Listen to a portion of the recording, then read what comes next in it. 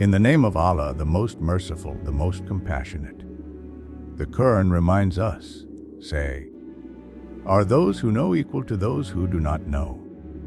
Knowledge raises the believer, while ignorance lowers him. This story is about one of the greatest seekers of knowledge, a man whose name still echoes in medicine, philosophy, and science. Ibn Sina, known in the West as Avicenna. You are watching Religious Stories. Make sure to like this video, subscribe to the channel, and leave a comment telling us which topic you would like to see in the next video.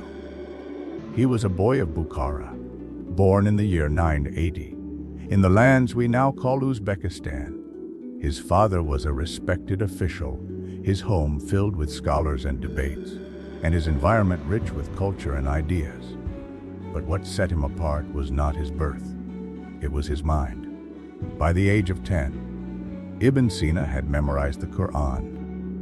By the time most children still struggled with basics, he was already mastering logic, mathematics, and philosophy. His teachers marveled at him, and soon the boy outgrew his masters. Books became his closest companions. If he did not understand a page, he would stay awake through the night until the meaning unlocked itself. Yet it was medicine that captured his heart. He once said, "Medicine is not difficult like mathematics or metaphysics. It is a science that can be quickly mastered." But his mastery was anything but ordinary. At just 16, he was already a practicing physician. Patients came to him with fevers, wounds, and unknown diseases, and he treated them with a precision that astounded older doctors. Then came the moment that changed his life. The ruler of Bukhara fell gravely ill. Physicians from across the land tried and failed. The boy was summoned, still a teenager, yet filled with confidence. He examined the emir, prescribed his treatment, and within days the ruler recovered. Word spread like fire. A young genius had saved a king in gratitude. The emir opened to him the royal library, an unimaginable treasure of books collected from across the known world. Ancient Greek manuscripts, Persian wisdom, Indian medical texts, all were now in Ibn Sina's hands. He devoured them, studying day and night, building knowledge upon knowledge. In that library, he did not simply read, he transformed. This was the soil in which the Canon of Medicine would later grow, a book that would become the most famous medical encyclopedia in history. But at this stage, Ibn Sina was still rising, still gathering the tools he would use to carve his name into the story of mankind. And so we leave him here, a young physician, newly celebrated, his mind sharper than ever, standing at the door of destiny. For the world does not yet know that this boy from Bukhara will one day write a book studied in Europe for 600 years. A book that would make him one of the greatest physicians who ever lived. But how did he build that book? What secrets did he record? And why did the entire world, Muslim and non-Muslim alike, cling to his knowledge for centuries? The answer lies in the next chapter of his journey. Ibn Sina, the physician of kings. The young genius of Bukhara had already astonished his city. By curing the ruler when no other physician could, Ibn Sina had earned access to the royal library, a treasure chest of wisdom from Greece, Persia, and India. Inside its walls, he studied day and night, mastering subjects that others spent lifetimes struggling to understand. You are watching Religious Stories. Make sure to like this video, subscribe to the channel, and comment below on which topic you would like to see in the next video. From the royal library, Ibn Sina drew knowledge that would change the world. He read Hippocrates, Galen, Indian texts on Ayurveda, and Islamic writings on medicine. But he did more than copy. He challenged, corrected, and built upon them. Medicine to him was not only about treating the body, but about balancing the soul, the mind, and the natural order. Soon, rulers across the Muslim world sought his skills. He became the physician of kings, treating nobles and commoners alike with methods that combined observation, diagnosis, and treatment in ways unseen before. He believed medicine should be based on evidence and reason, not superstition. If a disease spread, he studied its patterns. If a patient suffered, he searched for causes, not only cures. It was during these years that Ibn Sina began writing his greatest work, the Canon of Medicine. In this monumental book, he organized centuries of medical knowledge into one clear system. He explained the principles of health, the causes of disease, and the properties of hundreds of drugs and remedies. He described contagious diseases, outlined surgical methods, and insisted on hygiene and prevention as keys to well-being. His writing was so precise, so comprehensive, that for 600 years it remained the standard medical textbook in both the Muslim world and Europe. Imagine a scholar in Paris, centuries later, studying a book written in Bukhara. Imagine a doctor in Cairo prescribing a treatment from its pages. Imagine a university in Italy teaching from it for generations. All of them held in their hands the words of Ibn Sina. But his fame brought challenges too. He lived in a time of political turmoil, with wars and shifting powers. He often traveled from one court to another, serving rulers, debating scholars, and writing wherever he could find peace. Yet through all this, his pen never rested. By the end of his life, he had written over 200 works on subjects as wide as astronomy, psychology, logic, and philosophy. Still, his crown jewel remained the Canon of Medicine, the book that made him not only a physician of kings, but a physician of humanity. But Ibn Sina was more than a doctor. He was also a philosopher, a thinker who wrestled with the deepest questions of the soul, the intellect, and the purpose of life. And in the next part of his story, we will see how this Muslim genius went beyond medicine, shaping philosophy and science for centuries to come. The story of Ibn Sina does not end with medicine. His genius could not be contained by one field. Just as he healed bodies, he sought to heal minds. Just as he diagnosed illnesses, he probed the mysteries of the soul. He became not only a physician of kings, but also a philosopher of humanity. A man whose questions shook the halls of scholarship and whose answers shaped centuries of thought. You are watching Religious Stories. Make sure to like this video, subscribe to the channel, and share in the comments which story you would like us to cover next. Ibn Sina lived in a world of turmoil. The Persian lands of his time were fragmented by warring dynasties. He often found himself moving from court to court, serving rulers as their physician, advisor, and scholar. Yet, wherever he went, his pen followed. If he was not treating the sick, he was writing. If he was not writing, he was debating. His life was restless, but his knowledge grew deeper with every step. By the end of his journey, Ibn Sina had authored more than 200 works. Only about half survive today, but even those are enough to prove his vast reach. His writings covered logic, philosophy, astronomy, physics, mathematics, poetry, psychology, and even theology. He was not a man of one discipline. He was a universe of thought contained in one soul. His philosophical works made him one of the most influential thinkers in both the Muslim world and the West. Building on the works of Aristotle and Plato, he blended Greek philosophy with Islamic revelation. He argued about the nature of the soul, the existence of God, and the relationship between reason and faith. For him, the human intellect was a gift from Allah, a light that could guide one to truth. But intellect alone was not enough. Revelation, he believed, was the final and perfect source of guidance. One of his most famous contributions was his argument for the existence of God. He explained that everything in this world is possible. It could exist or not exist. But if everything were only possible, then nothing would necessarily exist.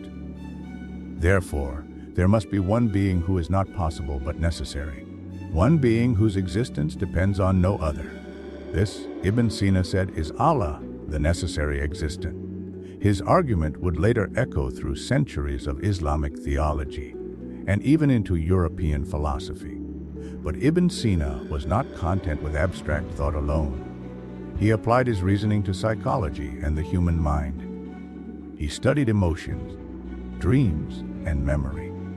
He described how the senses transmit information to the brain, how imagination and reasoning shape thoughts, and how the soul influences the body. Many consider him the father of early psychology.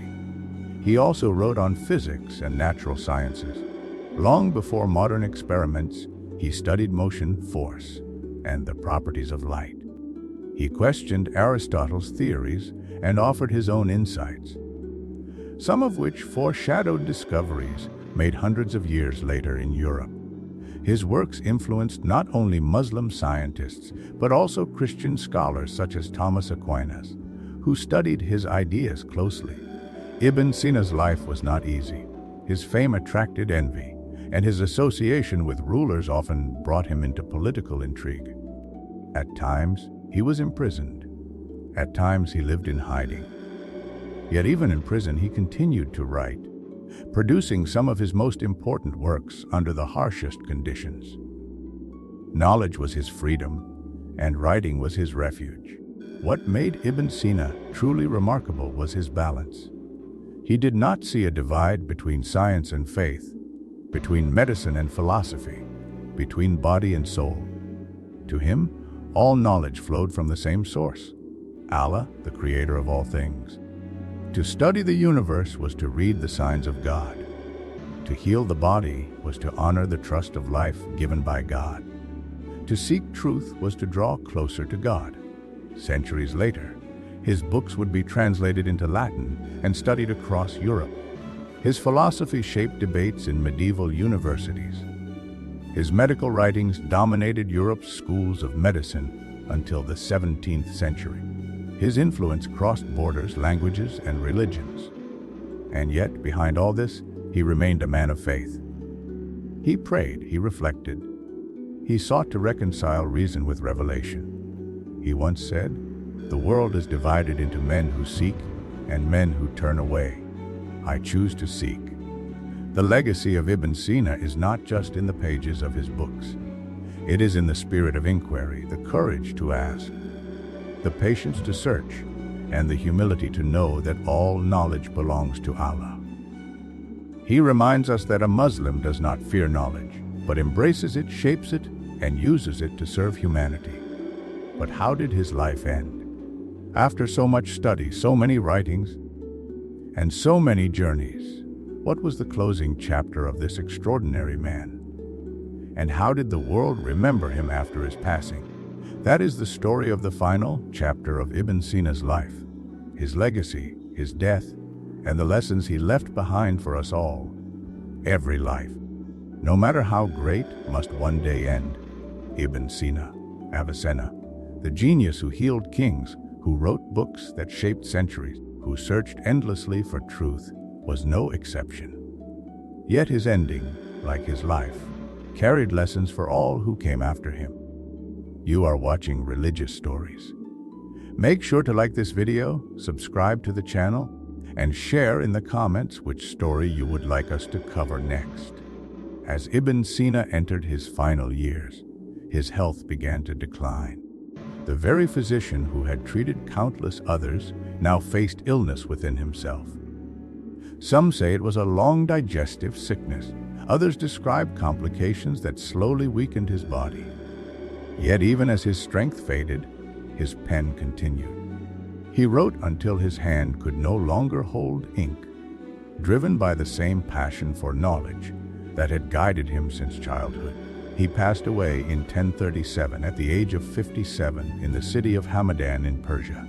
His body was laid to rest there, and to this day, visitors come to honor the man who gave the world so much. He left no children, no dynasty of blood, but he left a dynasty of ideas, writings, and wisdom that outlived empires. After his death, his work spread farther than he could have imagined. In the Muslim world, the Canon of Medicine continued to be studied for centuries. It shaped hospitals, guided physicians, and influenced the training of new doctors. In Europe, translations of his works became standard textbooks in universities. For 600 years, from Italy to France to Spain, students memorized his words, dissected his theories, and practiced medicine with his guidance. His book was used longer than almost any other medical text in history. But Ibn Sina's legacy did not stop at medicine. His philosophy influenced Islamic scholars like Al-Ghazali and Ibn Rushd, and Christian thinkers like Thomas Aquinas. His arguments for the existence of God, his studies of the soul, his insights into psychology, and the nature of knowledge, all became part of the intellectual foundation of both the Islamic Golden Age and the European Renaissance. His influence crossed borders, languages, and faiths. Yet behind the titles and honors, Ibn Sina remained what he had always been: a seeker, a man who believed that knowledge was an amana, a trust from Allah. He once said that the world is divided into two kinds of people: those who seek and those who turn away. He chose to seek. His entire life was proof of the Prophet's saying, "When a person dies, his deeds come to an end except for three: ongoing charity, beneficial knowledge, or a righteous child who prays for him." Ibn Sina's beneficial knowledge continues to live on. Nearly 1,000 years after his passing, his story is not simply about medicine or philosophy. It is about the hunger to know, the courage to ask, and the humility to recognize that all knowledge belongs to Allah. He showed the world that a Muslim does not fear knowledge but embraces it, shapes it, and uses it to serve humanity.